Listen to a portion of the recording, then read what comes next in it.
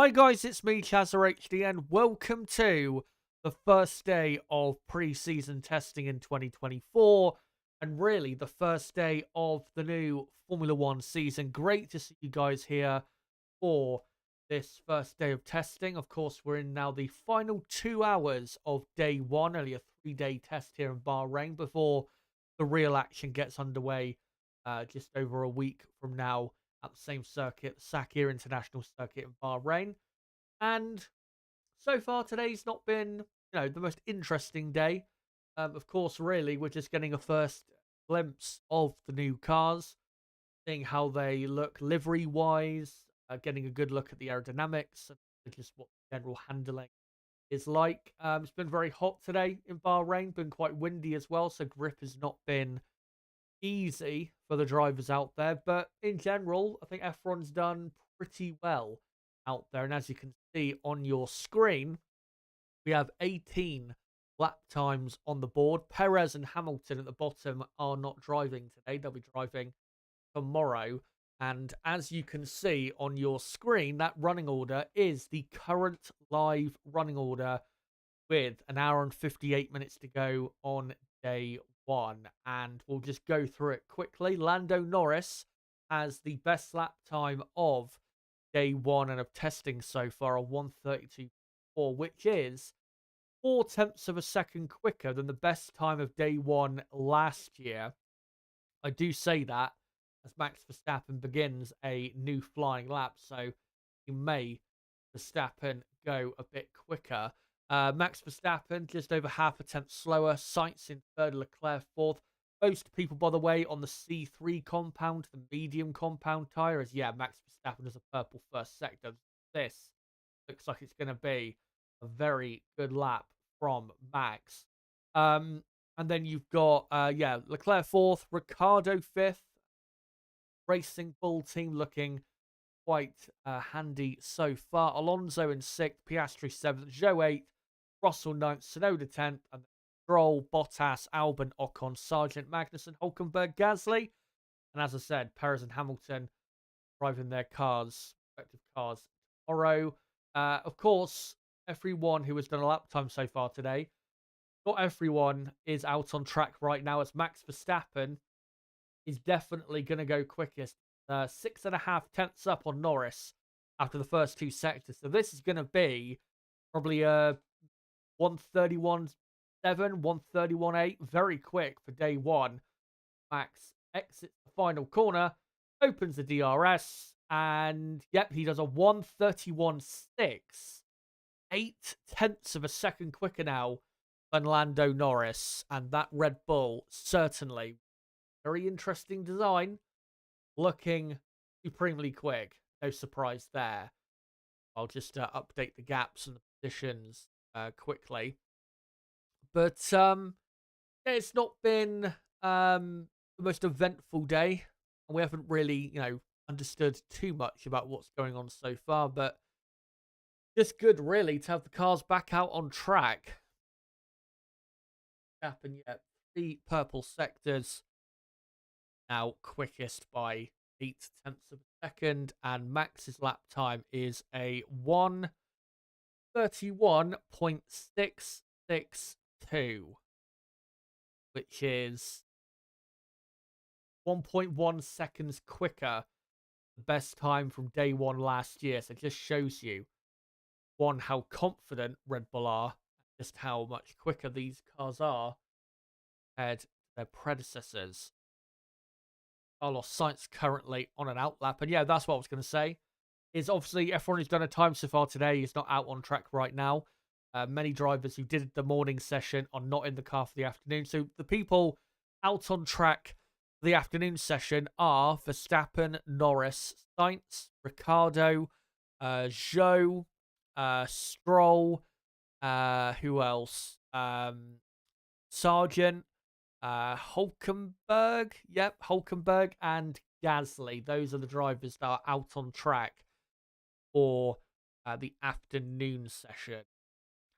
But let me just get these gaps correctly displayed.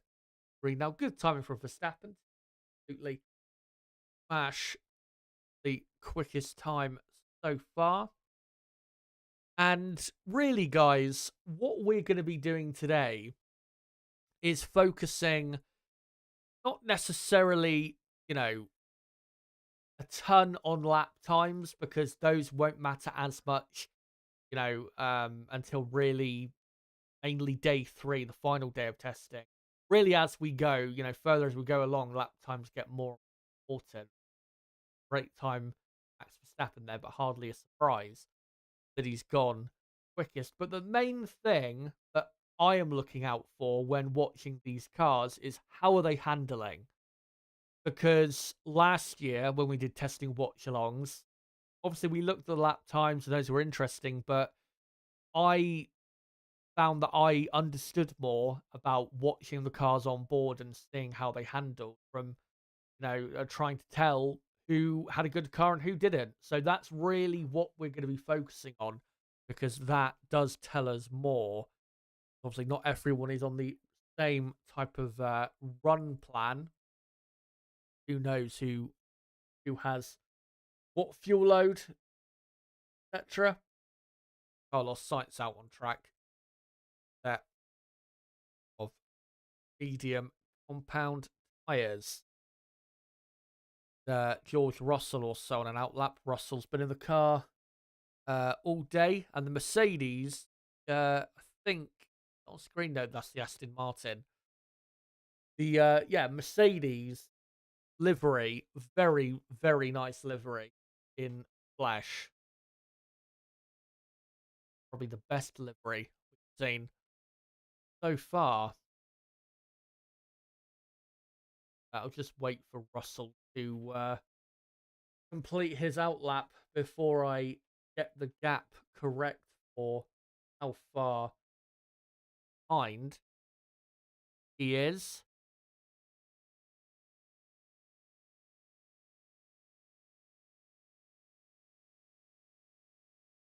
Currently broadcast. They're just going through the technical side of the Ferrari car and how they've updated it, obviously, from last season.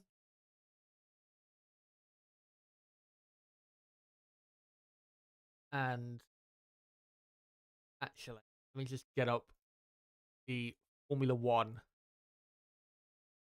timing right and quickly because I can't be bothered to wait for the live broadcast to tell us what the gaps are. Let me just quickly do that. So Russell 2.4 seconds down. Of course, Mercedes on a completely different run plan to Red Bull. Replay there of Gasly to very quickly around the outside with another car. Didn't quite see who that was. Yeah, most of the people that have jumped in the car for the afternoon are, I think, just doing some race runs. Hopefully soon we'll be able to get some good looks at some onboards to see us out handling. Max Verstappen's got the DRS open. Don't know if it's actually on a new flying lap. But yeah, the only other thing that happened in the morning, the only thing really that happened in the morning was a breakdown for Williams. It was a fuel pump issue. Alex Albon, thankfully, Logan Sargent able to get out there eventually.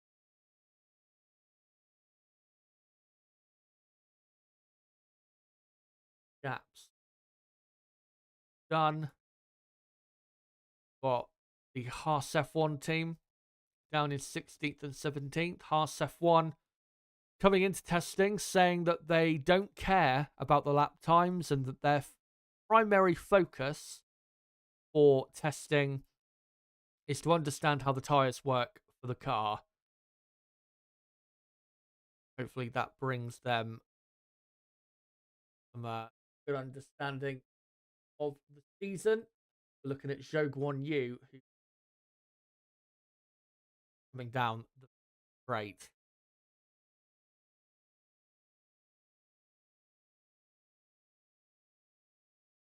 Lap time. There you go. So all the gaps and positions are correct. Yeah, Max Verstappen, 0.8 of a second quicker than the next car of Lando Norris. And yes, it is only testing. Lap times, they don't matter that much. I understand that. Obviously, they don't mean anything in terms of results and points or anything like that. But, very good lap times in testing can give teams, drivers, a real big boost of confidence going into the season, which can lead to some brilliant results. So, it does matter more for the mental side, I think, rather than factually when it comes to results or anything like that. We're just seeing Logan Sargent, who I think is he's now getting out of the car in neutral, and that. Well, no, is he getting going again? Yeah, I thought he was gonna stop there. Was Logan Sargent? He went spinning at what corner is that? I think turn 9, the infamous corner here in Bahrain. Turn 9, very difficult because you're having to turn and brake at the same time going downhill. It's a corner that everyone has trouble with, constant locking up.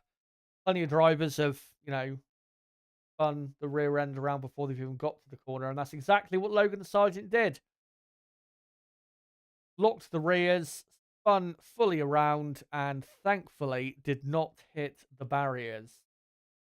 Logan Sargent was boasting in the car reveal that he's put on an extra 5 kilograms. After that, then he's probably lost all of those kilos that he put on. Quite a big spin there for Logan. What is a nice looking Williams car. What is not a nice looking car, though, is the one currently on my screen on stream. That is the Stake Kick Sauber, and it is a crime against humanity when you see it in the daylight. It is shockingly bad, and you cannot miss it. It is that horrible. It will be better at night time, that livery, but like polishing a turd, really. It's horrendous. And I hope I don't see any of it, really, through the course of the season, because it just looks so bad. Logan Sargent comes back into his pit box and will get wheeled back in to the garage as Jolie and Palmer stood up watching over turn 9. But whilst that was going on, Lance Stroll has improved all the way up to 4th place. Goes ahead of his teammate who ran earlier, Fernando Alonso. Stroll up to E4.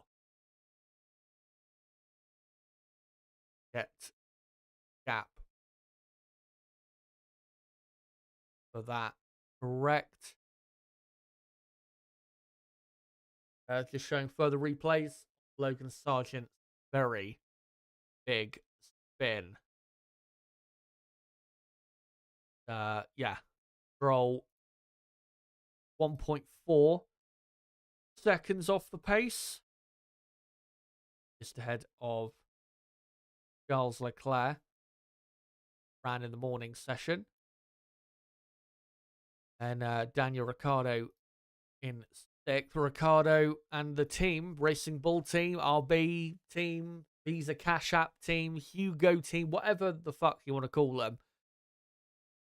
They sound and look pretty confident in what they've got.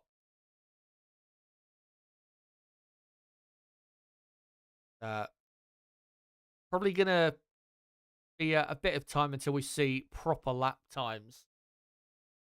Lance Stroll is on another improved lap.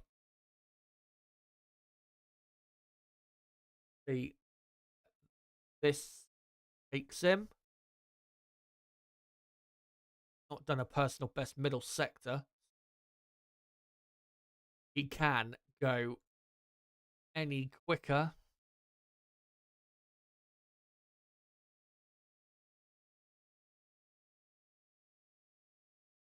Stroll does not go any quicker. Goes about quarter of a second slower than he did previously. Stroll remains in fourth place. Of course, Lance Stroll did not do preseason testing last year because he was recovering from his broken bones in his hand and wrist. Quite nasty cycling accident he had in mid-February of last year. Remarkably came back. Had a pretty good Bahrain Grand Prix. And first couple races back from that accident, he did pretty well. And then they collapsed once we got into the meat and potatoes of the season. Yeah, I did a video, obviously, on Lance Stroll in the winter that obviously a lot of people have seen. Watching it if you have not seen it, link below in the description. But as far as I'm concerned, Lance Stroll, I don't think should be on the grid anymore because I think he's not going to get any better. But the fact of the matter is, he is on the grid and he needs to have a better year this year, especially if the car is as competitive as it was at the start of last season and can more or less maintain that. Of course, they couldn't do last year because 10th in the championship, the car they had last year, Aston Martin, 10th in the championship was simply not good enough.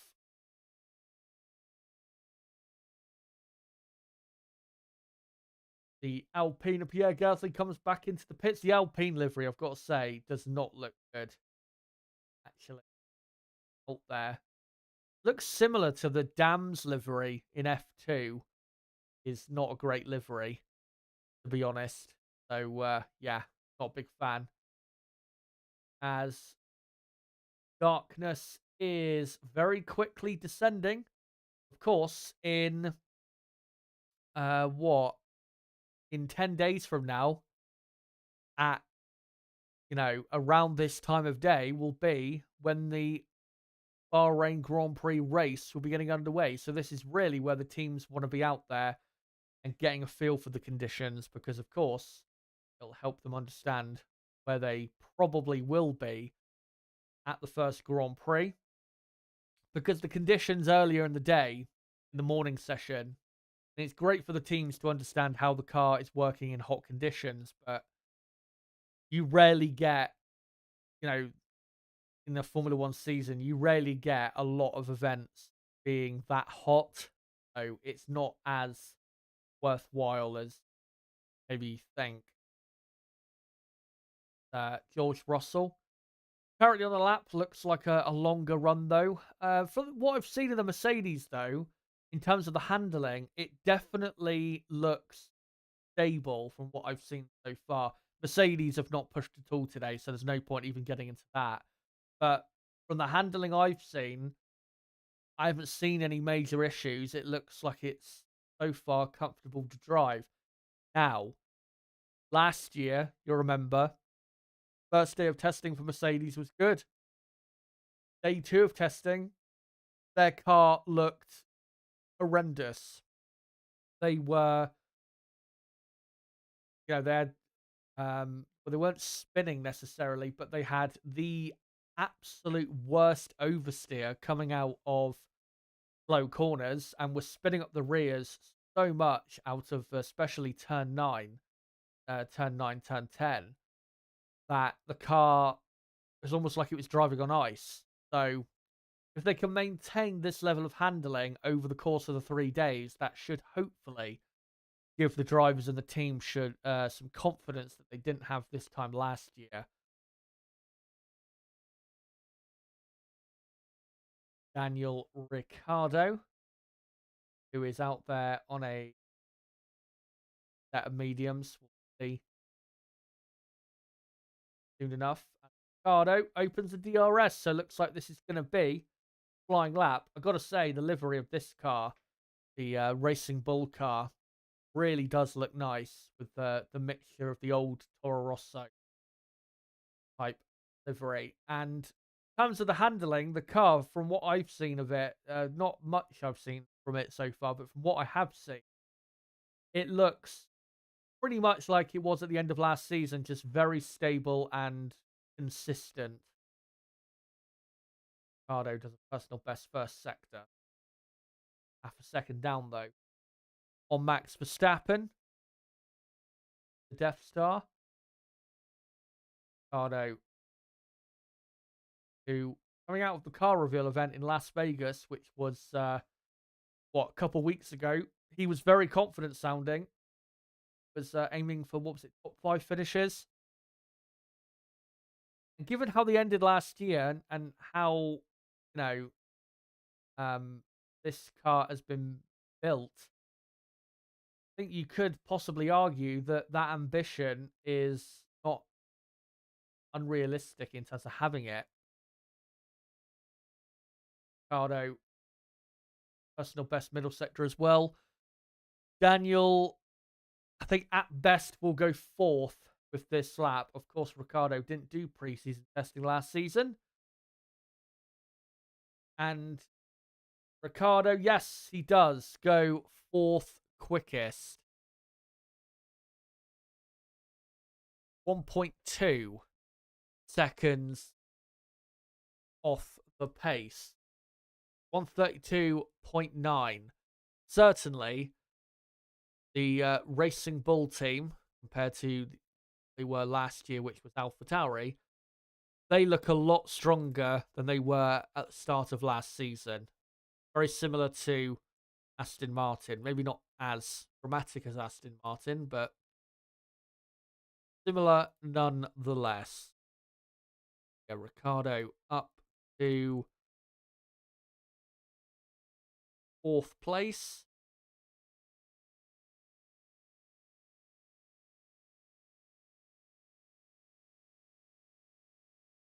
Cooling down Ricardo from that lap.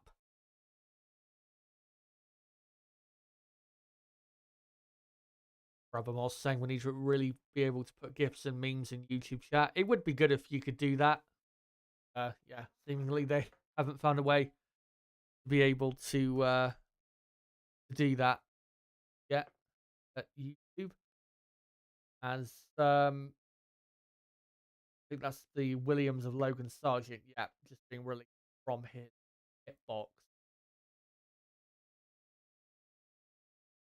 And given that I think the tyre compounds for the first Grand Prix in Bahrain are the C3, C2, and C1, it is good that almost everyone is running the same compound, the C3, which again will be the soft compound tyre at the first race here in Bahrain, because sometimes in testing, even though yes, fuel loads and engine modes do play a role in how quick a lap time is, a lot of the time in testing you will get, especially in the early parts of testing, you'll get teams on dramatically different tyres. But thankfully, so far, everyone is on basically equal tyres. And gives us a better understanding, let's say, of what's going on. In terms of what teams have selected for tyre sets for pre-season testing, not everyone has decided to select soft tyres. McLaren, for example, have not selected the C4 or C5 compound at all, so they don't have any soft compound tyres to run in testing. And Red Bull, I think, don't have any sets of C5 tyres. Let me just read it out here. Yeah. So Red Bull, they have selected 4 sets of C4 tyres. So Mercedes, Ferrari have got a set of each compound. McLaren, though, have not selected any C4 or C5 tyres. Aston Martin have not selected any C5 tyres. Alpine have not selected any C4 or C5 tyres. And the Racing Bull team have not selected any C5 tyres. Neither have RSF1. So, again, because the compounds for the first Grand Prix will be C3, C2, C1, not everyone bothering with the C5 or C4.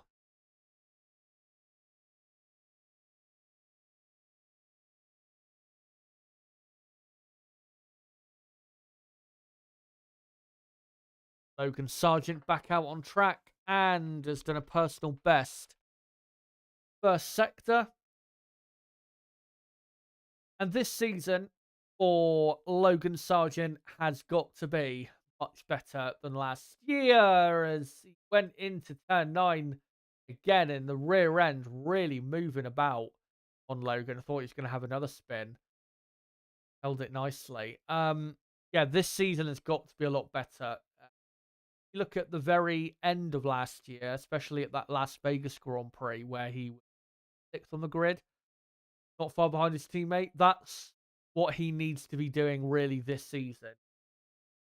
You know, a 10th or 2 slower than Albon on most weekends and needs to be delivering that sort of pace for the.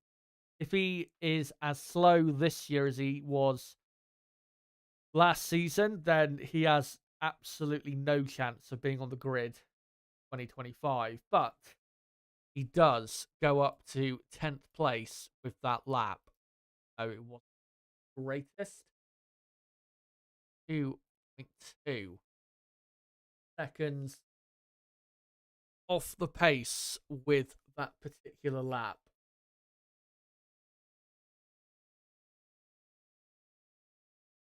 Update that. Done very quickly, setting in Bahrain. And I was going to say at the start of the stream, I forgot to say it, but George Russell looks like he is. I was getting a RS. It doesn't feel like the 2023 season ended that long ago. I don't know why. Because testing is not exactly starting super early this year. I mean, it's earlier than last year and I think earlier than the year before, but we've had testing in February before. So, yeah, I don't know. It feels like we haven't been away that long. I mean, the final race of 2023 was what? How many? You about what? Just under 3 months ago. But for some reason, it just doesn't feel that long. And with this season, of course, the longest in Formula One history. Season ending a couple weeks later this year compared to 2023. 2023, of course, ended at the end of November. This year, the final race is on December the 9th, 10th, something like that. So, yeah, going to be a pretty long season. Let's hope it's a good one. Russell on the lap finishes it. Yeah, clearly a race run. But like I've been saying, the handling of the Mercedes, from what I've seen, it looks very comfortable. But we do have to remember that they have not pushed at all today. I mean, they've not pushed anywhere close to what Red Bull, McLaren, or Ferrari have done so far. Definitely on a different program. Ladies focusing on the race runs. More so, as we're looking at the Haas car of Nico Hulkenberg. Haas car that is, well, expected to be dreadful and probably going to be back of the grid in Bahrain. Maybe not the very back of the grid on the grid, but in the race, surprised if they're way, way behind. Keep up his good form from last year. Obviously, so many top 10 qualifying finishes for Hulkenberg. A shame that his car was so poor in the race, because if he had a good race car, I think Hulkenberg would have been one of the best midfield runners of last season. But the Haas car can't look after its tyres, so that's why he ended up not scoring that many points. I think he only scored 9 points, when really it should have been about 30 or 40 points more. On. Logan Sargent on an outlap. I did want to say, though, quickly that, of course, first 2 days of testing, we're not going to find out anywhere near as much as we will do on the final day of testing, where they really start to push a lot harder with the cars. But with, obviously, on day 3, I'm going to be doing a much longer stream to cover the full afternoon session as opposed to the final 2 hours of the day. Just a reminder, I will be live tomorrow at the same time, 2 p.m. UK time, to cover the final 2 hours of day 2. But then on Friday, I'll be live from 11:30 a.m. UK time, which is about half an hour before the afternoon session begins. Cover the full afternoon session. But what I was going to say was, in that build up to the afternoon session, what I'm probably going to do is compile quite a bit of data from day 1 and day 2 of, the best lap times so far and what tyres they were done on. And also, if I can, I am going to try and get some of the data from the long runs and try and, work out, some average lap times like we used to do last year, just to see where certain teams are at, because you're going to find out more in terms of the legitimate pace of these cars from the long runs, because there's less reason to sandbag with a longer run. As Ricardo out there. Final hour and 26. This here is Logan Sargent cruising slowly through turn 12. I don't think he problem. Hope he doesn't. Going quite slowly. Trying to protect those tyres. Williams, of course, have got rid of their old steering wheel design, the butterfly design. Sad to see that type of steering wheel design go, because, and I know it's a bit of a useless thing, but some steering wheel designs do look quite nice, and that was one that, a nice looking one that, of course, McLaren had back in the day. The Adrian Newey Red Bull cars had back when they dominated Formula 1 the first time round.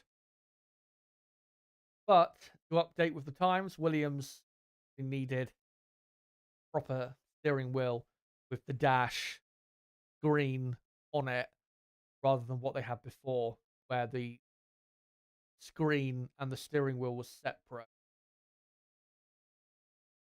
Sargent coming back into the pits.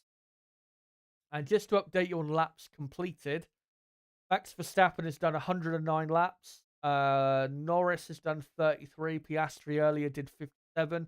McLaren, though, did have a bit of time in the garage earlier, so McLaren, not the greatest day in terms of running, but nothing terrible. Not like a couple years ago, 2022, where they lost a lot of time on track with lack of running.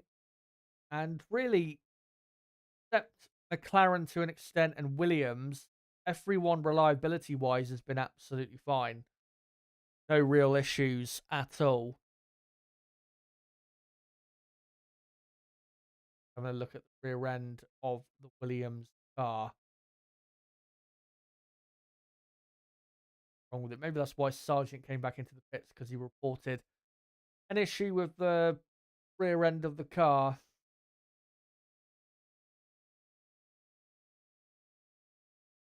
But make sure as well, guys, as we go through the final hour and 24 minutes, to post your thoughts in the chat, because I will at times come to you guys to see what you're having to say. And yeah, just let me know your thoughts in general as to what's going on in pre-season testing. We'll try and get to some of your comments when I can.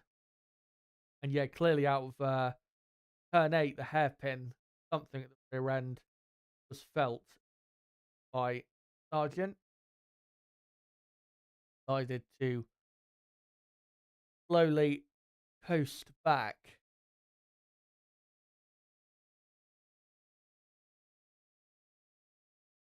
And Rooksford also saying Russell lost some track time, having something changed in the first session.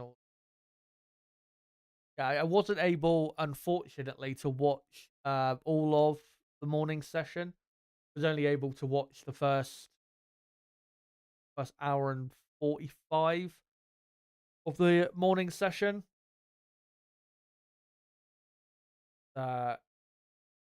Board here. Daniel Ricciardo behind his ex-teammate Lando Norris. Maybe we'll be seeing this on track very soon. McLaren Racing Bull close on track.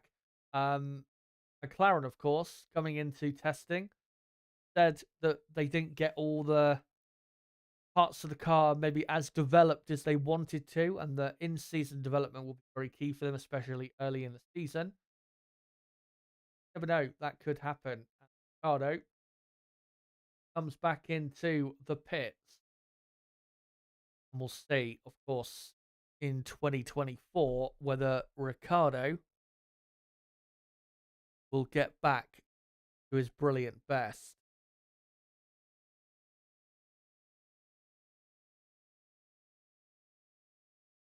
It does Daniel.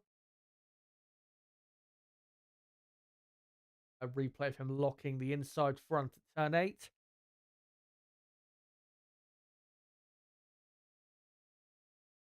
But yeah, that livery, the Racing Bull, it does look nice despite the absurdity of the team name in terms of what their team name is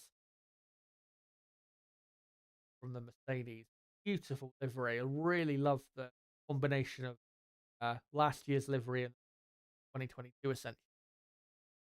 Really nice.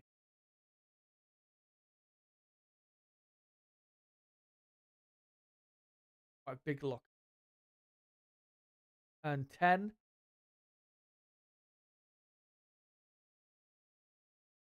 Lando Norris in the McLaren. I think just on a race run moment.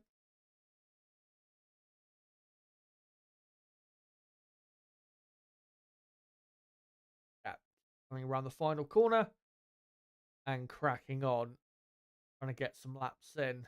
McLaren, of course, did not get in earlier. But I think by the end of the day, everyone should have done, in terms of everyone, I'm talking about every team, they should have all done at least 100 laps by the end of the day.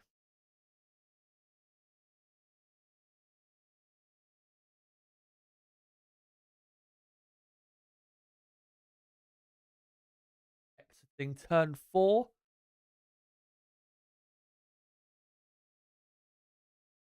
From what I've seen in the McLaren so far, it looks good. No real issues. Like it's got a smooth handling, like it did towards the end of last season.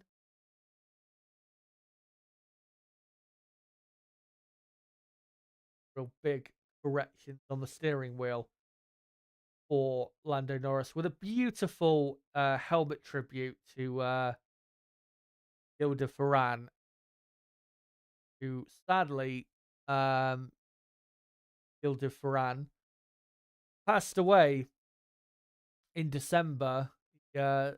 suffered I think it was a heart attack. Event he was at Florida. He was, big in the States, very successful. Had his time in Formula One as well, I think, with Honda, VAR, in terms of helping that team out. Of course, did some work with McLaren. Yeah, Lando Norris tribute helmet.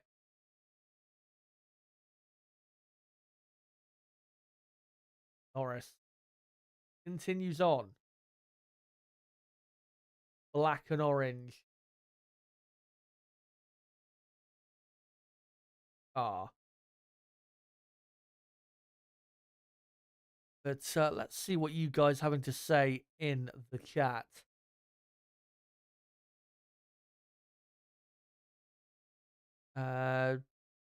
Bragic in the chat saying, love your graphics, not small.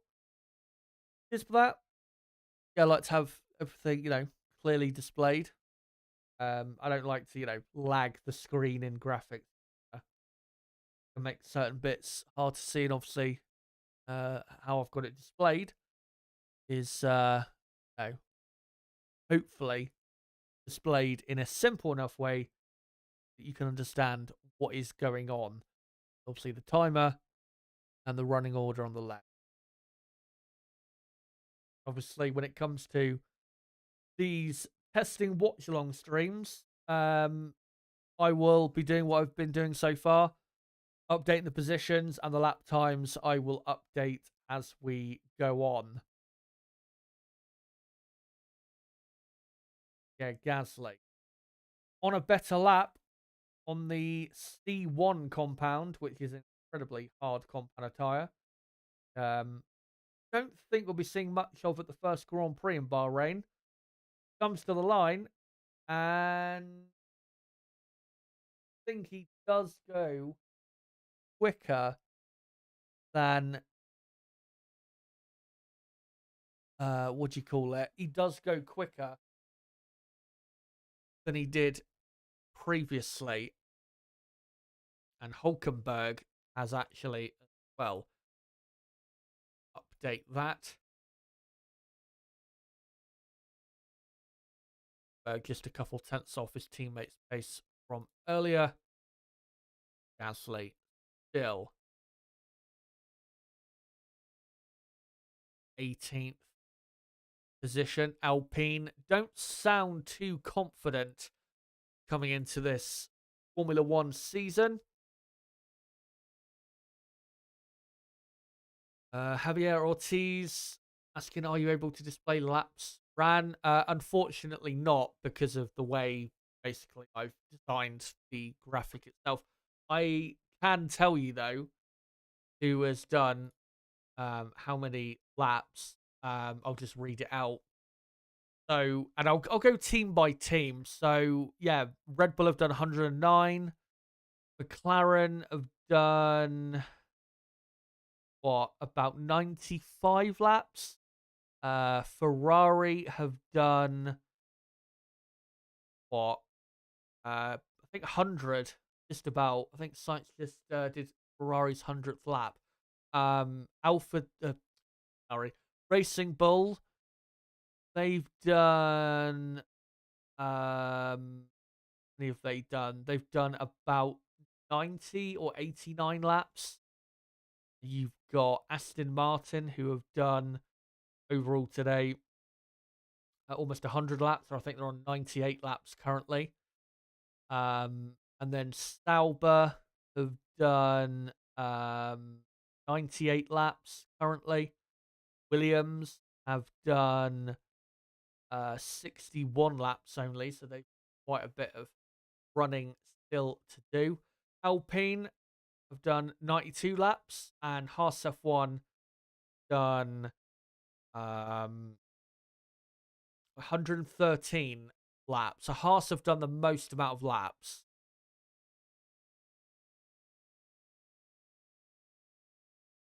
Mr. Young Hegelian says, I hope this season is way better than last season. Maybe the Hornets' departure will be chaotic and Red Bull and give others a chance. Yeah, we'll see. Obviously, we'll see with what happens with that whole Christian Horner situation. Still don't want to speculate too much on it because it is, a sensitive topic. But we will see how that develops. And of course, once we get some facts from the situation, I will bring you those and we'll really delve into the situation itself. Currently looking at both my broadcast and the F1 broadcast. The ugliest car on the grid, in my view. If you don't think so, that's fine. But for me, it's absolute ugliest car. The Sauber. Not have a lot of stability on entry to turn 11. So continues on what is clearly a long run. Alpha, or not Alfa Romeo, Sauber now. But when they were Alfa Romeo, they did like in testing to do a lot of longer runs. So don't be expecting Sauber to really push that hard at all during testing. They have never really been one of those teams. Go with that lap over 8 seconds off the pace. Bucks away into turn 1. Yeah, let me quickly have a drink. Nearly halfway through this thing.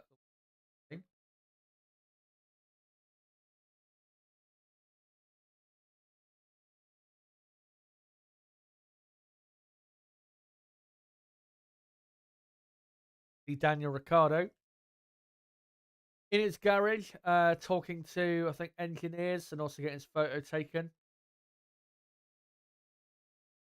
Yeah, they should be back out on track by the looks of it soon enough. As we're now looking at the Ferrari of Carlos Sainz. Ferrari car that is hoped to be a few tenths of a second better last year. We now look at Max Verstappen, who, after quite a few minutes in the pits, is now back out on track on a set of mediums. And he's already gone over a second quicker than the best time from day one last year, which was, of course, the 32.7, I believe. Now done a 31.6. Can he go any quicker? Can he already, on day one, demonstrate how he is going to brutalize the competition? We will find out through Alpine there. But I mean, yeah, as I've been saying, lap times, again, they don't matter too much on day one, but it is already quite ominous that Red Bull are going as quick as they are on day one, a 1:31.6, because in terms of, the best lap time that we will get from testing, if Red Bull do get that best lap time, they're probably going to be going at least another second a lap quicker than they've gone so far. And pole position for the Bahrain Grand Prix last year was a 1:30, I think, something. Let's have a quick check. Confirm that. Actually, no, it was pole position for the Bahrain Grand Prix last year was a 1:29.7. And yeah, that is 2 seconds quicker than Max has gone so far, but doesn't seem that far off already. Yeah, Max is on another push lap. And the time that Max has got so far, a 1:31.6, that would have been good enough to put him, 16th on the grid for last year's race? So yeah, already incredibly quick. And like I said, he and Red Bull will go a lot quicker before the end of testing, as a bit of a correction oversteer on the exit of turn 11. purple middle sector for Max. As all turns into 13 and rear end came round, turn in oversteer, something that a driver does not want. Worst feelings for drivers. Can't really do anything when it's doing that. This probably won't be an improvement unless his final sector has been incredible. And no, quarter of a second slower. Handling not quite working for Max on that occasion. But if the car was handling a bit better for that lap, I think he probably would have ended up doing a 1:31.4, something like that. Max, of course, now a 3-time world champion, broke so many records last year, won all but 3 of the races last year. And surely, if this car is as unbelievably quick as it probably will be this season, let's be honest, it's going to be hard to get anywhere near Red Bull really until 2026, then you'd have to imagine Max Verstappen is going to be at least a 5-time world champion by the end of 2025. Here we look at Lance Stroll in the Aston Martin. Martin car looks very similar in terms of design to the car we saw last year, and really it is just an upgrade on the car we saw at the end of last season. It's not really a massive step, Aston Martin, but in terms of what their true performance is like, we're not going to find out quite a bit. As Aston Martin said at their car reveal event, with them playing around with aerodynamic pieces and eventually taking their upgrades that they put on through the season off the car, which improved the car, they said they learned a lot from that, and that really has shaped a 2024 Aston Martin. So let's hope that this year they'll be able to maintain being a front runner rather than bring out after about 8 races, which is what happened last season.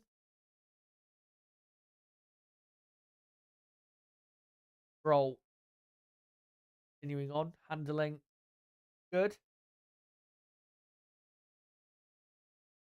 Real issues with the car by the looks of it.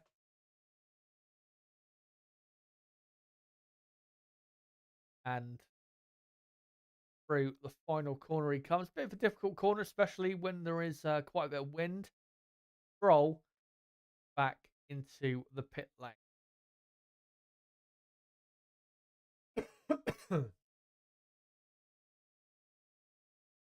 Brooks saying that Russell is out on a fresh set of medium tyres. And yeah, let's hope that with him they'll go for a bit more of an aggressive run. But if they don't, then so be it. As you can see here on my screen, the Mercedes livery, and I really... Let me know what you think from especially the pictures you've seen on stream so far. What do you think the best livery is? For me, it's the Mercedes. Probably after that, Ferrari, and then Martin. As yet, we're looking at Russell now. Looks like he's pushing a bit harder.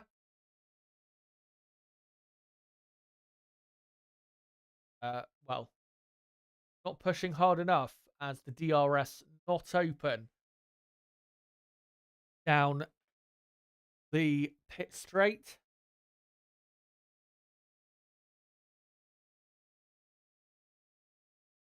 Yeah, good day for Russell and a good day for Mercedes-Benz. No reliability issues, really. Nothing, dramatic necessarily. Yeah, handling so far looks solid. Nothing to complain about so far.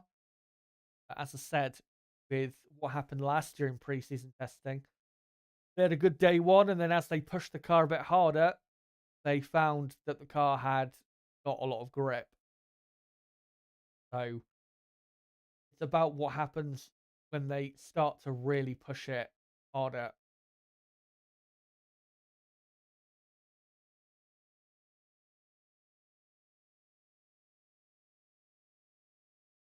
The replay they're showing of Logan Sargent from earlier and his spin, quite big spin, turn 10.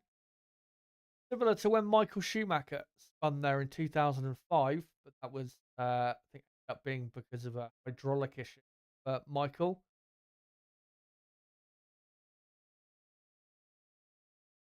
Lando Norris, replay of him locking up of turn 10. Locking up, though, at that corner is very common. Even if you make the apex, people tend to lock up quite a bit. So, not exactly the biggest of deals if you lock up into that corner.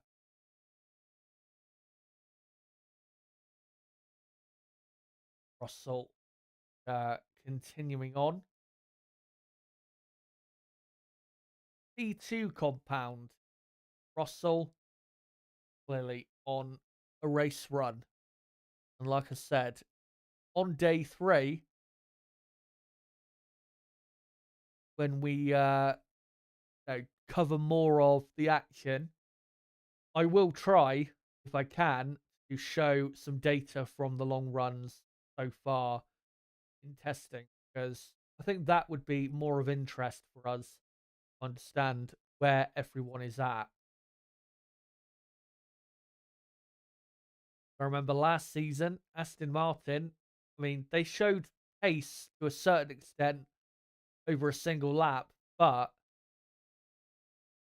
we didn't really see in those shorter fueled laps in testing last year, we didn't really see what their real pace was. But in the long runs they did in testing, we got a pretty good idea as to how quick Aston Martin really were, at least in race conditions. So, continuing his run plan, clocking in at 287 kilometers an hour at the end of the pit straight. Of bit down on they'll be doing in qualifying, which is of course in 9 days from today. Remember, guys, the first two Grand Prix of the season, the race day is on a Saturday for Bahrain and on a Saturday for Saudi Arabia due to Ramadan. The practice day will be on a Thursday. Qualifying on a Friday. Race day on the Saturday. First Sunday race day will be in Melbourne a week before Easter. Lando Norris out there on a set of P3s, but looks like he's on a long run. And Max Verstappen comes into the pits with an hour to go on day 1.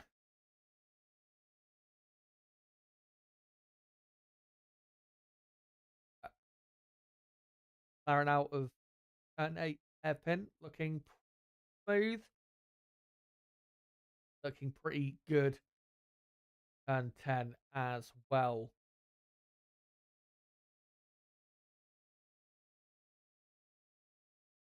Yeah, looks a very smooth ride, does this McLaren. And I think McLaren, considering what they had to say coming out of their car reveal event about, maybe not getting the most out of the car so far, and that going to need in-season upgrades to get the most out of the car. If they were to start the season in the pecking order where they were at the end of last season, I think they'd be very happy with that. And of course, at the end of last season, they were probably the third best team. Probably 10th or two ahead of Mercedes. Then in terms of qualifying, a 10th or two behind Ferrari, but in the races, they were, levelish. I think, yeah, if they were to be about there, very, very happy with that. If they can upgrade their car as well as they did last season, then we'll see some great things from McLaren.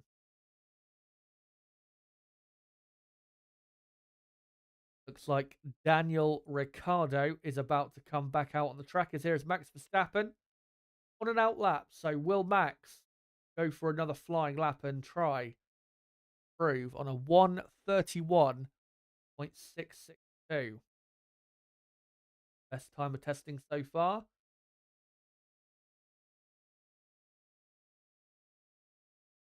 Yeah, this certainly looks to be a quick attempt. Of course, Max is not going to be, I don't believe, in the car. In the car tomorrow? No, he is in the car tomorrow. I think he's in the car in one of either the morning or afternoon session. Can't remember exactly. Sergio Perez will be doing all of day 3. Yeah, get Max experience pushing this car to the limit. Exit turn 4, and yep, he's a long run. Is Max 1.5 seconds down in the first sector as Daniel Ricciardo now on an out lap. Ricciardo, of course, gunning for that second seat. Red Bull. And if the Racing Bull car is as competitive as they hope it will be, and Ricciardo outperforms Tsunoda, and Perez, is as bad as he was last season, then I think Ricciardo takes the seat at some point this season. But we'll have to see whether Ricciardo does truly perform.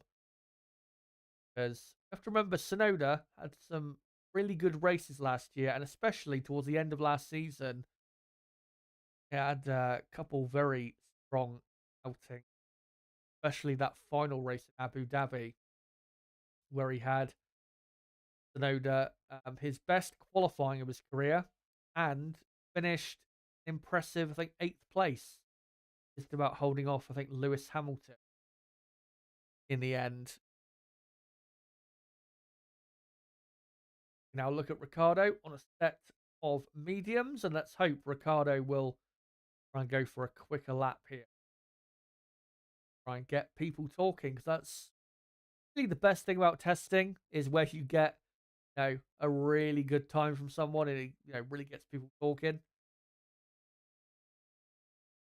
See whether they can do that. Tires up. Now gets on with it. Will he open the DRS? Yes, he does. Here we go. Daniel Ricciardo, who has never actually finished on the podium here in Bahrain. One of his weaker tracks in terms of overall results.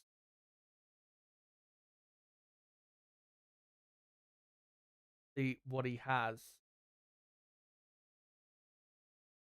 Grip of the car looks good through turn 4. And a good first sector time. About half a tenth better than he was before in the first sector. Hits the apex nicely of turn 8. Good rear end grip coming out of the turn 8 hairpin. Car looked mostly good through turn 10 as well. So car nicely hooked up to the track from what I can see on board. Turn 11, no issues there. Very nicely handled. And 3/4 of a second off now. But if he keeps this up, he might not go any higher in terms of his position, but probably going to go 2 to 3 tenths of a second quicker than he's gone so far. Definitely get people talking. As all runs a bit wide on the final corner, got a bit too straddled on the curb. That would have cost him a tenth or so. Yeah, goes quicker, but that final sector could have been probably a tenth and a half better. So good lap in terms of the speed from Ricardo, and they, Racing Bulls, or whatever you want to call them, have definitely got a lot to be happy about because their car is definitely, visibly from what I've seen, it's a good car. As to how good it is, again, we're going to have to wait, but I think it's going to be a very competitive car, at least in the midfield. There is the new team principal of this team, Laurent Marquis, who was obviously the, I think, sporting director, wasn't he, of Ferrari for a couple years. Small error at the final corner, costing Ricardo a bit extra lap time.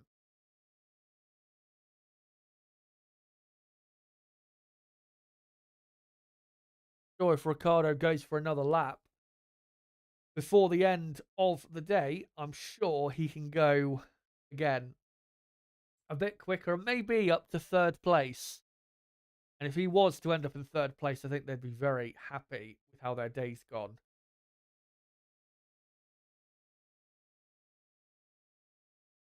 Look at the Haas F1 car. Oh, Hulkenberg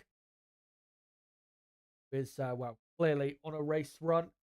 So is Verstappen, Norris, Joe, Russell, and Pierre Gasly as well. Handling wise, from what I've seen of the Haas so far, it doesn't look bad, but nothing really take from it because they've not really pushed at all. Really are just focusing on race runs.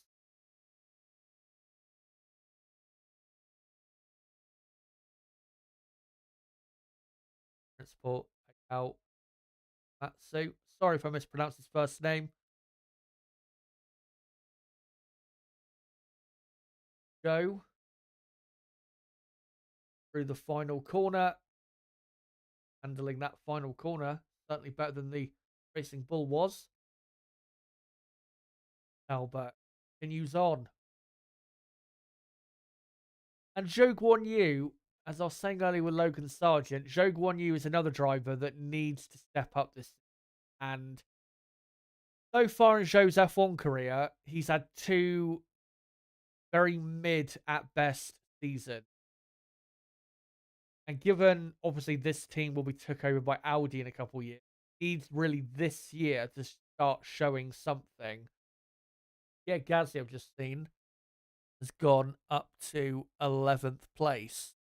So he just update that before we move any further. But yeah, with Zhou, he's been comfortably outperformed by Bottas.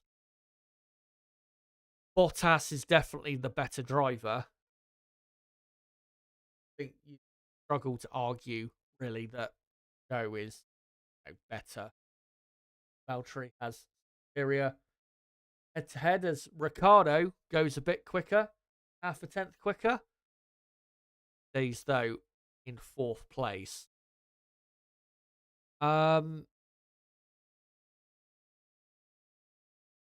so, he has to show more this season. And if he truly, in terms of his potential, if he can be as good or better than Valtteri Bottas, he has to show it this year. Because if he doesn't, with Teo Porcher, the Sauber Academy driver now racing in the Super Formula Series in Japan, if Teo wins that series, which I think he probably will, then yeah, he's going to be in a lot of trouble, is Zhou, if he doesn't get his act together.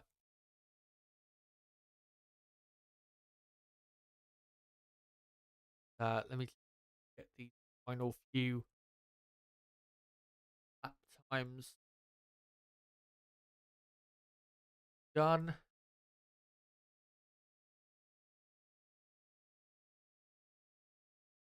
Hulkenberg now in 18th place, and the two Haas's at the very back.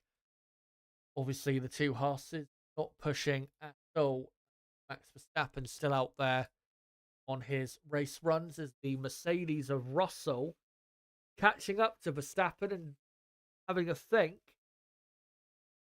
about overtaking Verstappen, but has backed off a bit for the time being. Lance Stroll, I can see now on an out lap. Hopefully, Aston Martin going to go for a bit of a quicker run here.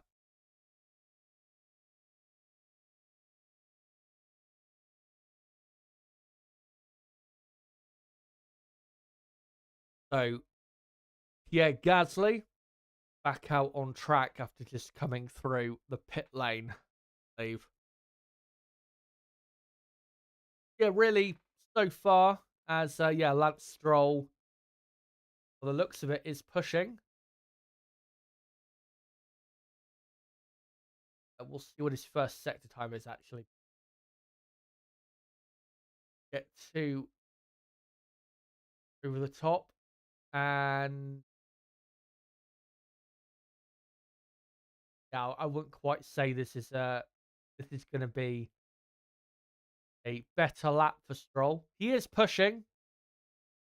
It just doesn't look like this is going to be a better lap. But hey, as does open DRS down the back straight, so definitely pushing a Stroll. Yeah, what I was going to say was, in terms of day one of testing, it's been quite uneventful. But the main two takeaways for me so far, and of course there are still 47 minutes to go until maybe something else happens that shows us something. As Lance Stroll does a personal best middle sector, see what he does with his lap time. Currently in 5th. Will he go any quicker? He does, but he doesn't go any further positions. Does Lance Stroll 3/4 of a tenth quicker? He's in 5th place.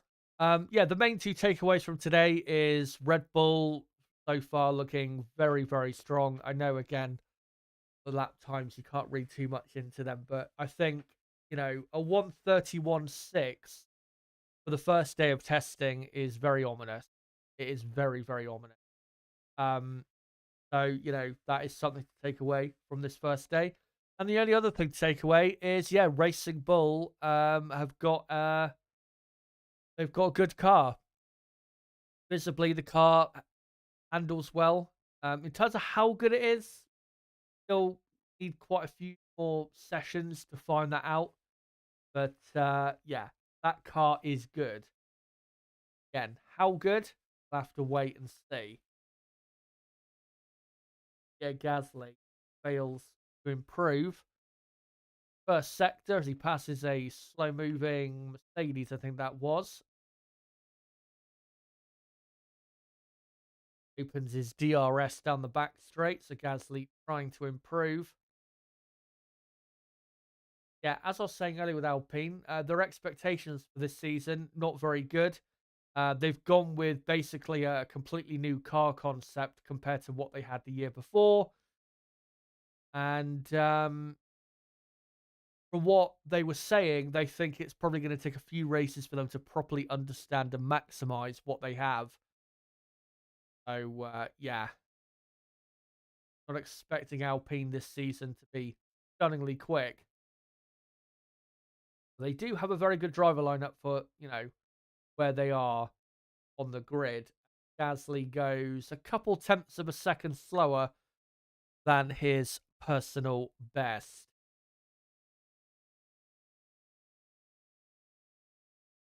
Carlos Sainz, who's not really been out on track too much in the last hour or so, is back out on the circuit. See if Ferrari decide to go for a bit of a quicker lap time. Maybe try and get closer to Max Verstappen.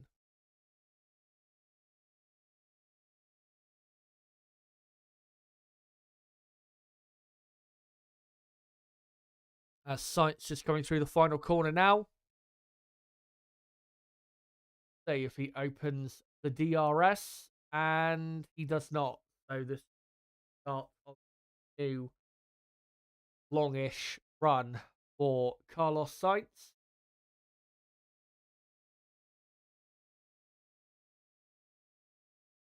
Sainz comes through the first corners. Handling looks okay. To turn 4. Slight correction due to a slight bit of oversteer.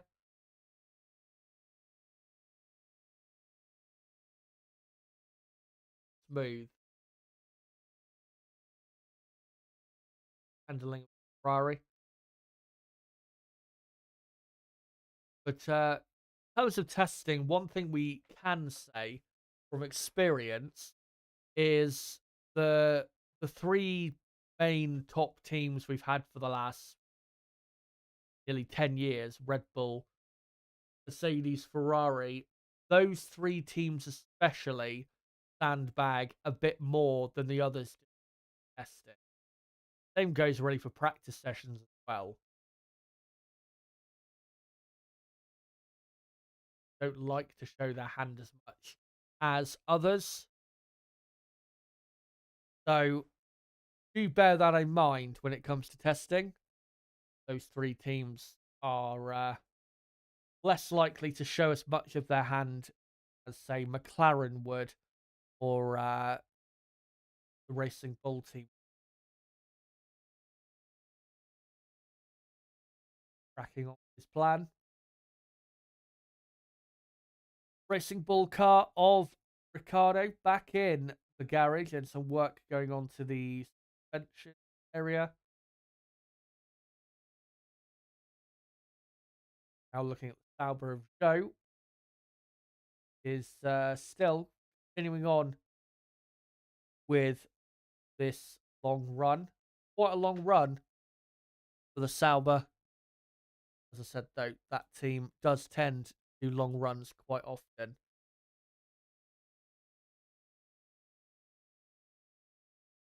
They're saying, I'm catching up on what I missed from you, but once again, thank you for saying Melbourne correctly.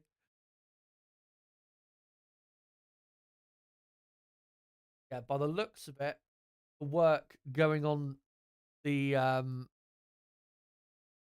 Racing Bulls car looks like they are just making a setup alteration, and that they will be back out there at some point the next probably half an hour.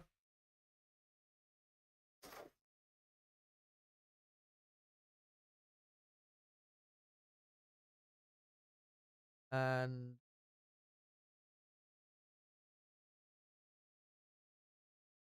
see if I can find some other comments here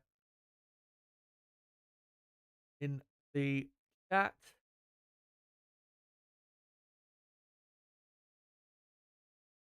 Nicholas says Red Bull versus McLaren maybe for 2024. We did see at times, didn't we, in 2023, Red Bull versus McLaren, Silverstone, Suzuka, Qatar, were certain races where it was really Verstappen versus McLaren. But I mean, yeah, it's possible, but yeah, it's gonna be, I think, a bit more difficult for McLaren to make it a clear second place for Red Bull, given that Ferrari should be decently competitive this year. Mercedes, you would hope, will be better than last year.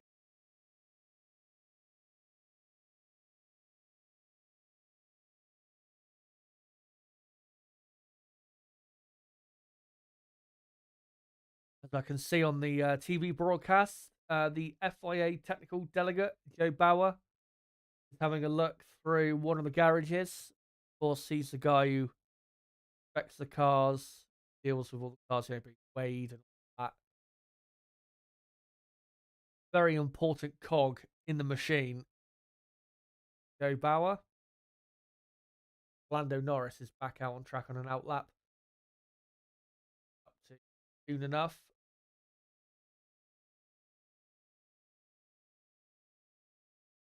At the moment, we're still just watching the Sauber continues to pound round, just like the Haas car, on a super long run.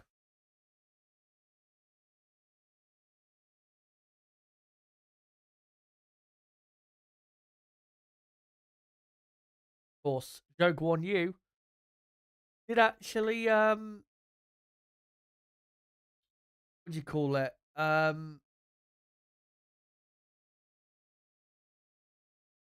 going to say, yeah, he did score his first ever Formula One point in Bahrain, 2022, just about beating Mick Schumacher at that point. I think on the final lap of that race, Bahrain. I think it was the final lap or two, something like that. Despite the odd good performance from Joe, he's never really kicked on from it. It's been very, few and far between. As Lando Norris is out there, by the looks of it, on a set of C1 compound tyres, hardest compound I have here.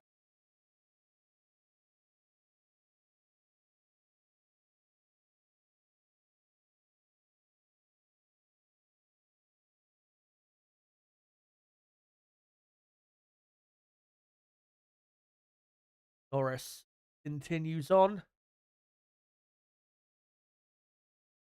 but hopefully in these final 37 minutes we'll get a couple more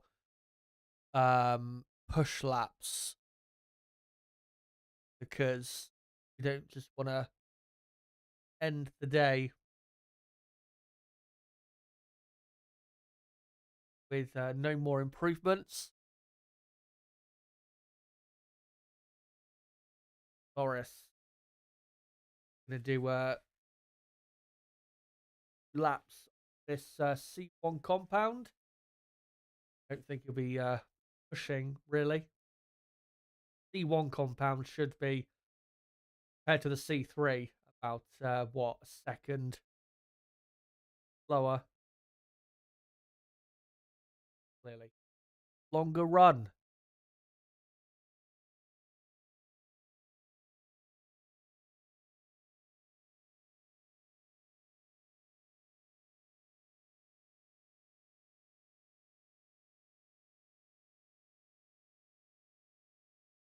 And yeah, not much else to say.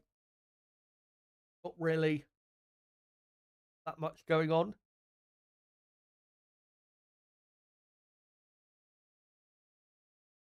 So, because of that, I will come to you guys in the chat and see what you guys have to say, read out some comments. Because, yeah, there's not much going on. You bear with me, though, because having to mute myself occasionally because I've got a bit of sniffles, having to sneeze. So if you do hear me go quiet, you know why. Oh God. And yeah, hopefully this passes soon.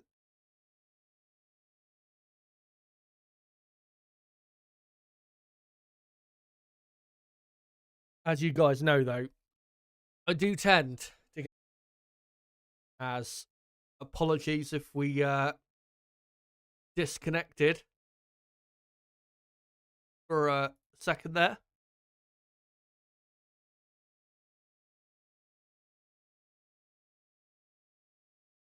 And yeah, whilst we wait for something to happen, let's see what you guys have to say in the chat. Um,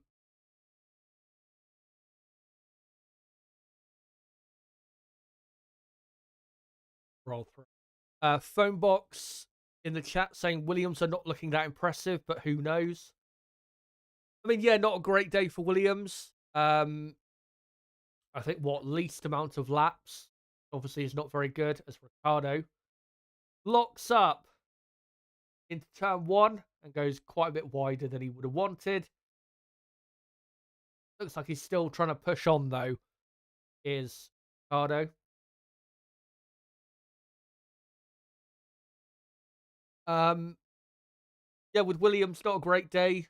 They've only done 61 laps and clearly have had reliability trouble today. They had a fuel pump issue in the morning session, and obviously Logan Sargent had a spin at turn 9/10 and has not really done that many laps in this afternoon/evening session, whatever you want to call it. So yeah, Williams not looking great so far, but let's obviously see how day 2 and day 3 go. Because there's been teams in the past who have not had a great first day or two in testing, but they've still had a good season overall. Daniel Ricciardo does a personal best middle sector, very impressive middle sector, given that he made that mistake at turn 1 and in the first sector. Can Ricciardo go any higher than 4th place? He does not, but he does go a tenth of a second quicker does Ricciardo. Is only 0.015 of a second slower now than Carlos Sainz. So very impressive speed from the Racing Bulls car. Like I said a few minutes ago, they are definitely one of the stories of the day, as I was really expecting them to be, because we've had heard a lot of hype regarding this team.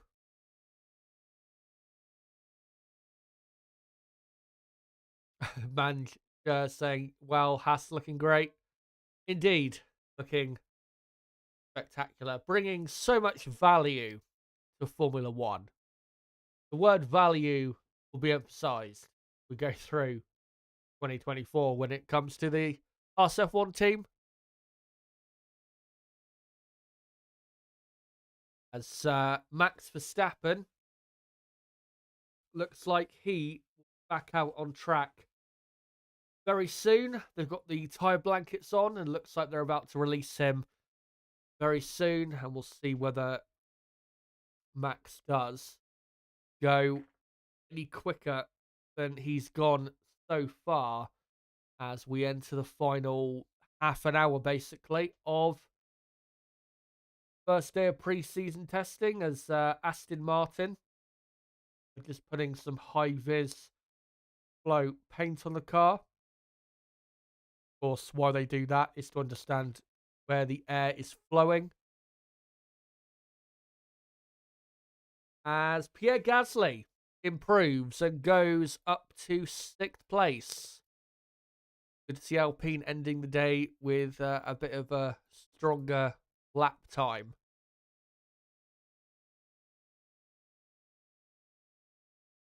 Gasly in 6th, Claire down to 7th position. Gastry got down in 9th. Zhou Guanyu in 10th.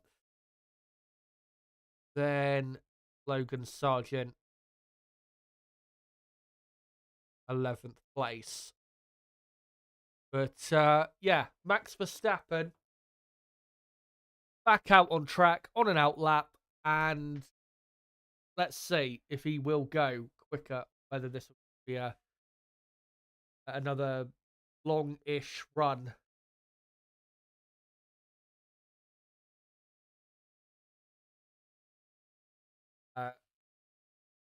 showing a double screen on the broadcast right now, showing the Sauber.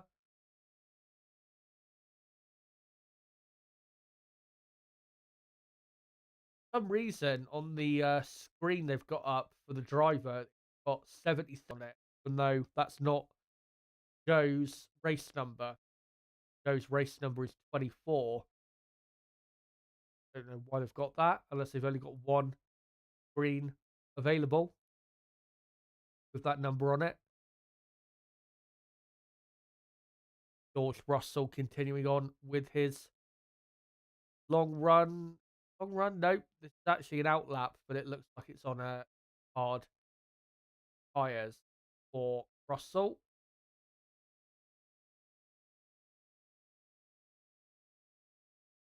Main focus, hopefully in a moment, will be Max Verstappen to see what he does.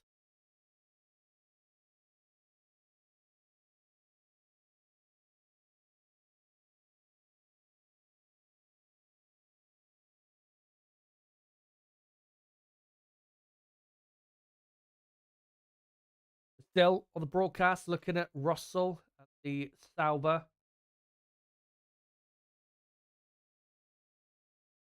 Towards the back of the garage, we can see Andreas Seidel, the team principal. Of course, keen to get the Audi era underway in a couple years, as Max Verstappen already through turn one on this push lap. Handling looking great on the Red Bull. As he comes up to turn four. Red Bull looks very hooked up. And purple first sector, 10th of a second up. Here we go, guys. He's so good at doing it, Max. Just crushing the hopes of the competition. And I know it's only day one of testing, but he's already doing it. Like I said, he is so good at doing it. And I think one thing about Max, which is so great, which is similar to a skill that Michael Schumacher had back in the day, is it doesn't matter how long he's been in the pits for, or whether it's the first lap of the day, he's able to just get straight out there and bang in a great lap time.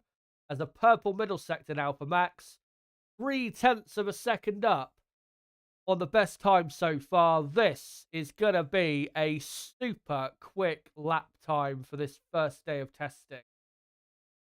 As Max exits the final corner, perfect grip, comes to the line, and it's a 1:31.3, 1.1 seconds quicker than the next car. Sorry, lads, but 2024 has ended before it's even begun. Update that lap timer, 1:31.344.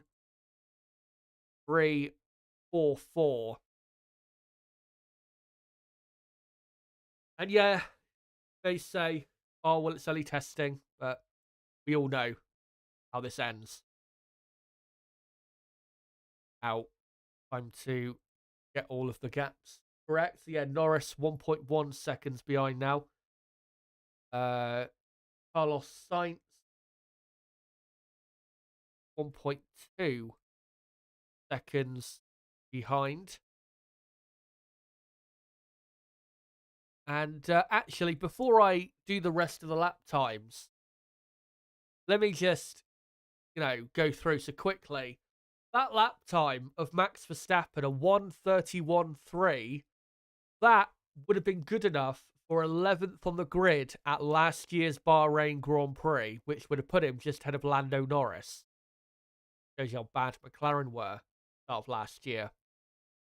And it's only 1.6 seconds slower than his own pole position from last year's Bahrain Grand Prix. Sorry, guys, but it's over. It is over. It's the hope kills the rest of the teams. But Max did not allow that hope to grow that big in the first place. Anyway.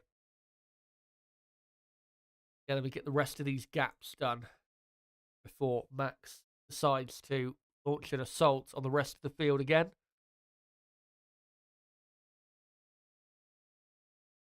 So, roll is 1.6 seconds down. Then got, Gasly 6th, Leclerc, who ran earlier, in 7th place. Alonso in 8th, as I think we saw a replay there of an Aston Martin of Stroll just going off track briefly. Got Piastri in 9th and Zhou Guan Yu in 10th place. Logan Sargent 11th. Then Russell 12th. Sonoda in 13th. Bottas in 14th. 3 seconds lap time from earlier. Off the pace. Then Albon 15th. Ocon 3.333 off the pace. And then Magnussen and Hulkenberg at the very bottom. So there you go, with 22 minutes to go on day one. Max Verstappen already over 1 second clear of the rest of the field. Lando Norris 2nd, Sainz 3rd, Ricciardo 4th, Stroll 5th, Gasly 6th, Leclerc 7th, Alonso 8th, Piastri 9th, and Zhou in 10th. Talking to Zhou, he's on an outlap.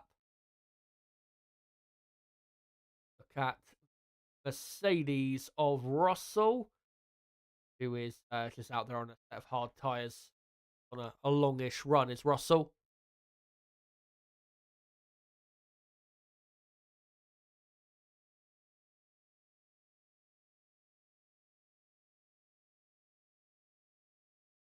McLaren F1 race saying, do I have to hate Max this early in the season again? Possibly, if you are obviously a fan of another driver. But, I mean, if you're a fan of another driver, then, I mean, there's no point even trying to hate on him. Because, I mean, what's the point? It's not going to stop him.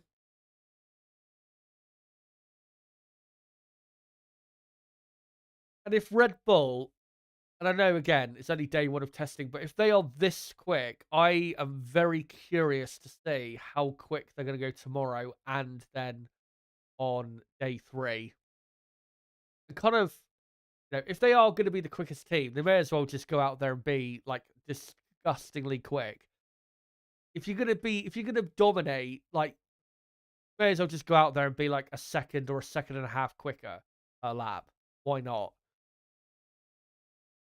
Don't try and dominate in a way that's, like, easing. Kind of like at times last season where Red Bull, there was a lot of races they won, but they weren't that much quicker per lap than the next car. It'd be 2 or 3 tenths per lap, which is not that big for a team that had such a great car. But maybe this season they've decided, you know what, fuck it. We want a car that is 1 second a lap at minimum quicker than the rest of the field. Maybe they have that. And if they do, then yeah, every race this season will be theirs. Daniel Ricciardo, in what some may claim is last year's Red Bull car, is out there on an outlap. See if he goes any quicker.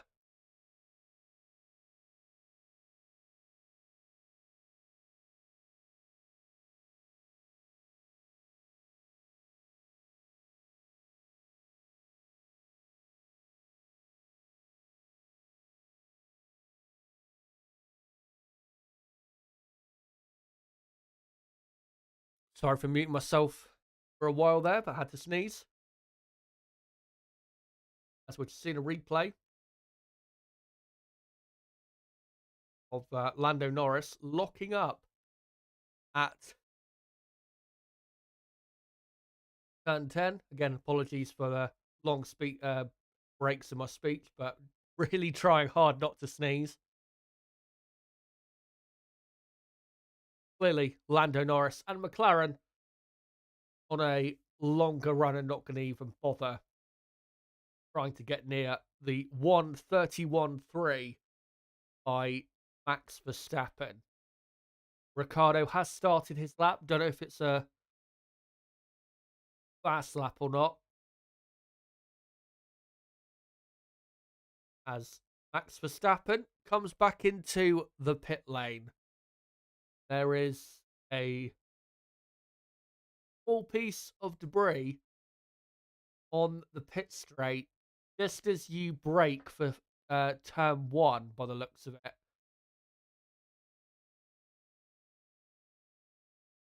Russell just coming into turn 1. And yeah, very small piece of carbon fibre that is just off the racing line. It looks like it's come off the Haas car of Nico Hülkenberg. Come off the well, no, it came off the Aston Martin by the looks of it, as Ricciardo only just got out of the way of it, but Hülkenberg ended up hitting it. And it's yeah, something off the floor or side pod area of the Aston Martin car.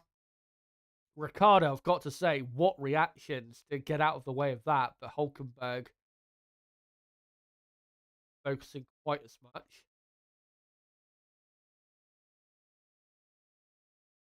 No sign of a red flag to clear that away. It is off the racing line, but, you know, they may want to still throw a red flag out there just to get rid of it. But we'll see. They do indeed try to do that.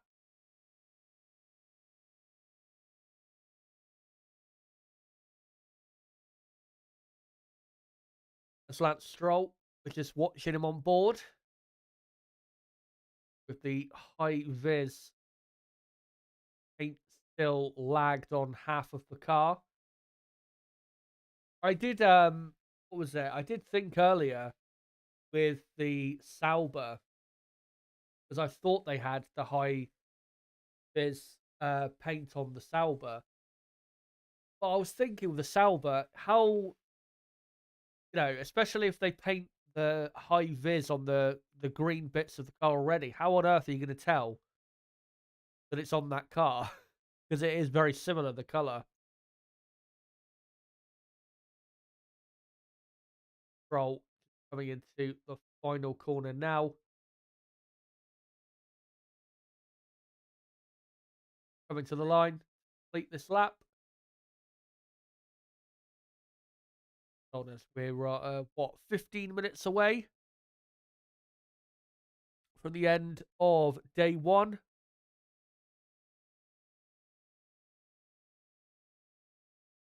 Dive with you says okay, skip 2024 and focus 2025.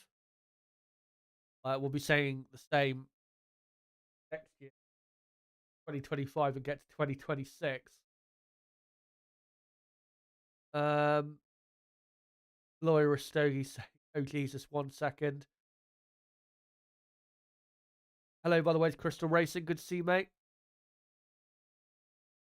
And there is a distinct possibility that they will, in the final few minutes of this session, do a virtual safety car and red flag test. And if they do that, by the way, guys, then I will obviously bring the stream to a close a bit earlier. I think they did that last year, a regular occurrence. So we'll watch out for that to see if they do. Hopefully they don't, but if they do, then so be it. They have to test it at some point. So as Lando Norris is about to come back out on a set of C2 compound tyres, and he does.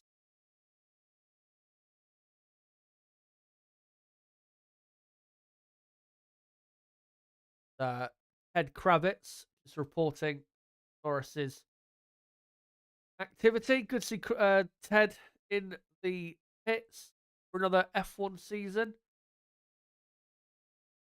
22 years Ted has been in the pit lane for Formula One coverage. I think he started, well, he's been doing it permanently since 2002, but there was a couple races he did in 2001 as a pit lane reporter for ITV. Obviously went to work for the BBC and then it's been at Sky F1 for the last 12 years. It's weird though with Ted because it doesn't feel like it's been, in terms of when I started watching F1, of course, he was a pit lane reporter back then for BBC F1, back end of 2011. But it doesn't feel like he's been in the pits for that long, weirdly, even though he has.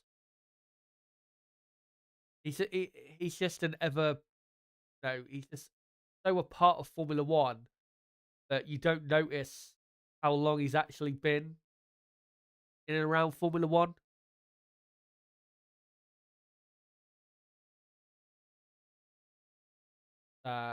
Norris here overtaking the Ferrari of Carlos Sainz, who's back out on track on a set of mediums. Maybe Ferrari will decide to go for a bit of a faster run.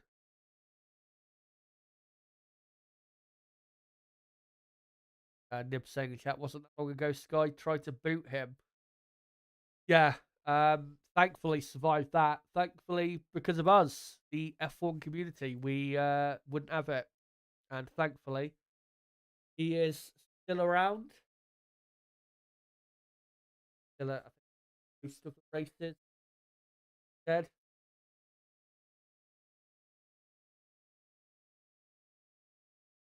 Carlos Sainz. Yeah. Starts a run, but it's not a fast run because the DRS is not open for Carlos Sainz.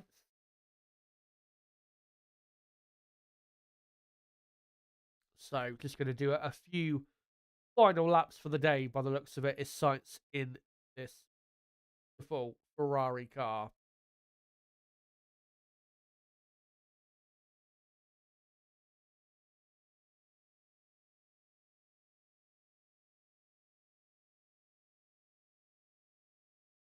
Did get a bit of a oversteering moment on the exit of turn 4. Other than that, looks all good. Carlos Sainz's point of view. Ferrari today have done 125 laps, so reliability-wise, they're looking good. Of course, reliability this time last year was a concern. They ran out of ICEs, didn't they? Was it ICEs or something like that? After like the first 2 races, and they ended up taking a grid penalty for the second race of the season. Yeah, not a good start to the season last year. As Pierre Gasly has improved and gone up to 5th place for Alpine. So let me just quickly update the lap time. The gap. Find Verstappen. 1.4 seconds off. And a good end to the day for Alpine. Much better end to the day and a bit of encouragement for the team going into tomorrow.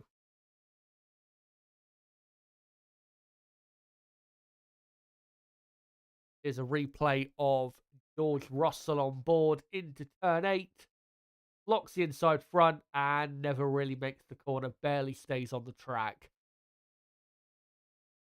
Of course, at this point of the day, with those hard compound tyres, the track temperature is continuously dropping, so being on those tyres is not helping.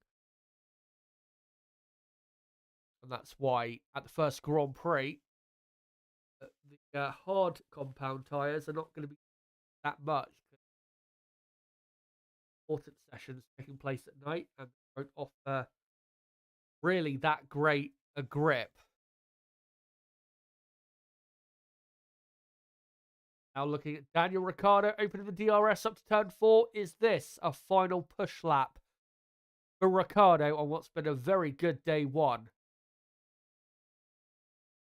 See what his first sector time is. It's not quite quick lap. I mean, he's pushing, but it's not going to be an improvement lap, I don't think. Continues on into turn 9 and 10. Still handling pretty well.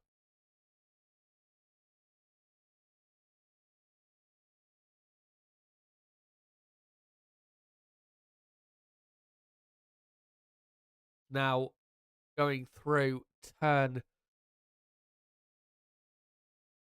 what do you call it? Going through turn 11.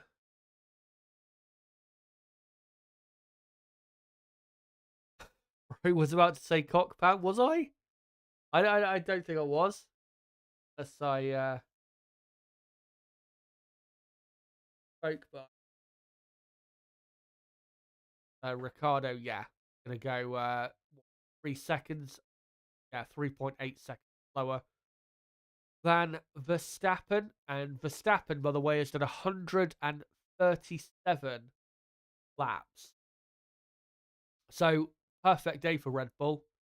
Couldn't get any more perfect, I think, today, unless Max decided to go even quicker before the end of play. We're still out there. Hard pound of tyre.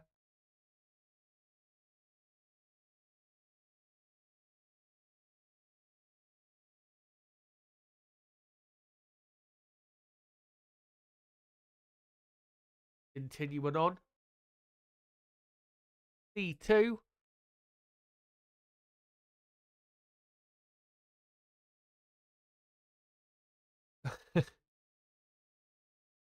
Brooks saying I definitely go for the harder in the range. Isaiah saying, can we skip this season already? Let's not get too down about today.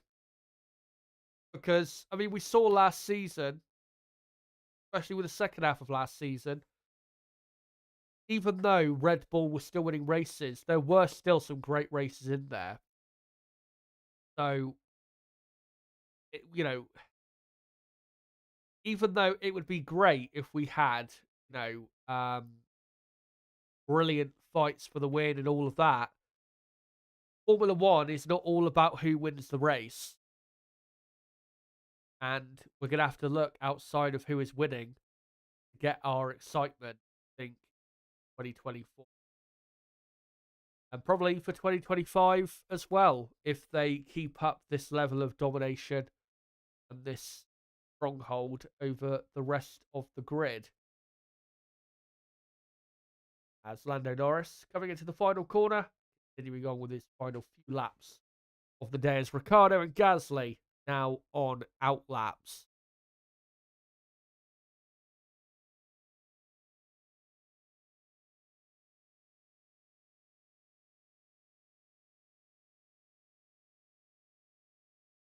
But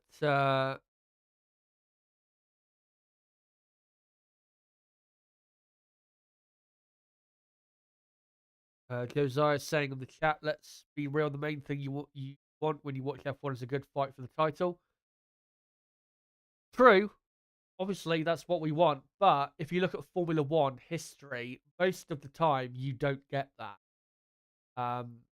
If you look at the period from like the mid 2000s until like 2012, that was a very privileged era of Formula One where we never really had that many boring or any boring season because the championship was always being decided. It felt like at the final Grand Prix of the season. But overall, for Formula One history, the way it went last season, the way it tends to go most of the time, unfortunately. Same thing goes in football. If you look at the Premier League here in England, ever since the Premier League began in 1992, most of the time, the team that's won it has dominated the season and has been clearly the best. Yeah, you get the occasional season where there's a really close fight and it goes down to the wire, which is great. which thankfully we're going to have this season.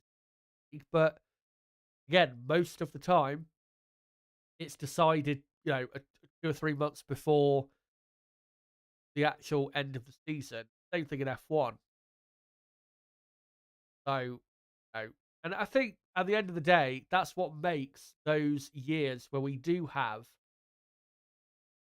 a really close title fight. It makes those years more special. That's why 2021 was such a special year, because for so many of the years previous, it had one team so dominant for most of the years before. And yeah, that's just what made 2021 so exciting, to really see two teams and two drivers from two obviously separate teams going at it every single weekend. And we will get back there at some point. We're not going to be, at least I hope not, seeing domination like this for the next few years.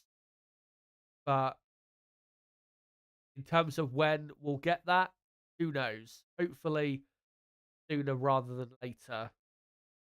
It needs to be really at the latest 2026. Because if we, when those new regulations come around in 2026, if another team or the same team, is dominating from then on, then is there really, much point in a lot of the casual viewers sticking around as much?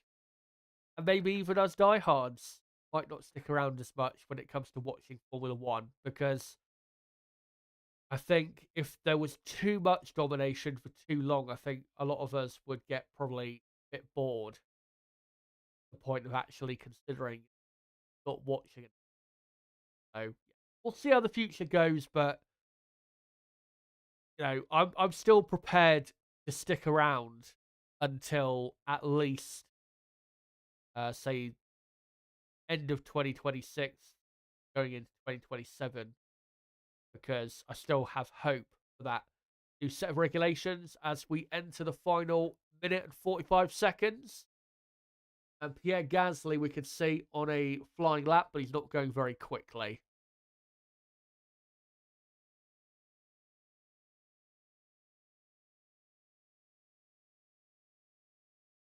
Crystal Racing saying in the chat, I'm struggling for motivation already. Yeah, I completely understand why. I completely understand it. I mean, as I was just saying, if we get Red Bull and Verstappen dominating until like 2028, I probably won't be watching Formula One anymore in 2020, because it would be a bit too much at that point in terms of absolute domination. Again, we do get more often than not, a dominant season in Formula One, but in terms of them happening continuously for as long as maybe we could have at the minute, that doesn't tend to happen quite so often. So yeah, we'll see how the future goes. But Max Verstappen certainly going to win. Fight really hard for it or not. As Max back out there, not going to cross the line in time though to start a final flying lap. As we are 3, 2, 1. And day one of preseason testing, guys, is over. And let me go through your final finishing order of day one. Max Verstappen, quickest on a 1:31.3, a second and a half quicker than the best time of day one last year. Red Bull are looking ominously quick. That is an understatement. Lando Norris is second, 1.1 seconds slower. Carlos Sainz third, Ricciardo fourth. Racing Bulls looking very good, and definitely Red Bull and the Racing Bulls team, the two RBs, looking very strong in their respective fights, and are the two main stories, I would say, coming out of the day 1 of testing. Pierre Gasly 5th. Good to see Alpine having some good lap times towards the end. Lance Stroll 6th. Leclerc 7th. Alonso 8th. Piastri 9th. Zhou 10th. Sargent 11th. And then Russell, Tsunoda, Bottas, Albon, Ocon, Magnussen, Hulkenberg, and Perez and Hamilton didn't do a lap time because they didn't do any running today, but they will be in the car for tomorrow. Perez, I think, is doing the morning session, possibly, tomorrow. And then Lewis Hamilton, I think, is in the car all day tomorrow. So, yeah, we'll see them pretty soon. But, guys, a quick reminder before I head off. Here is the plan of content for the next 2 days of testing. I'll be back live tomorrow at 2 p.m. UK time, same time I went live today, for again the final 2 hours of testing for day 2. Hopefully, we'll find out quite a bit more about our cars for 2024. And then the final day of testing, day 3 on Friday, I will be alive, hopefully, and I will be live at 11:30 a.m. UK time. To cover the final full afternoon session of pre-season testing. And hopefully in that afternoon session, the full afternoon session for day 3, I'll be able to get a lot more into the data from pre-season testing so we can really understand in a much better way who has a good car, most likely, and who does not. Just a quick update as well. Initially, I was going to do a review of pre-season testing on the weekend, but I have decided not to do that now because I need time to do other stuff. Of course, remember, I am still at uni. And good news, I got a pretty good mark today. A bit of work, which the final version of that work you'll see hopefully on the channel pretty soon. But yeah, thank you guys for coming along for this stream. Been great to have you along for the first day of pre-season testing again. Make sure to join us tomorrow, same time, 2 p.m. UK time for day 2. Before you go, make sure to smash a like button if you haven't already to try and get as many likes as we can before the end of the stream. Make sure to subscribe to the channel if you are new to keep bang up to date with what is going on in pre-season testing for day 2 and day 3. And of course, for the first Grand Prix next week in Bahrain. And make sure as well to check out my last recorded video on the channel, my Lance Stroll video. If you haven't seen it yet, make sure to do so. Link below in the description. And link below in the description as well. And probably a link in the chat as well for my Discord server. Great place that is if you want to go join our Discord server. Great place for notifications for videos, streams, and just channel updates in general so you guys can know when I am going live, uploading videos, and just in general what I'm up to in regards to the channel. But guys, thank you for today. And until my day 2 pre-season testing stream starting tomorrow at 2 p.m. UK time to cover again the final 2 hours of the day, it has been me, Sakhir HD. Goodbye.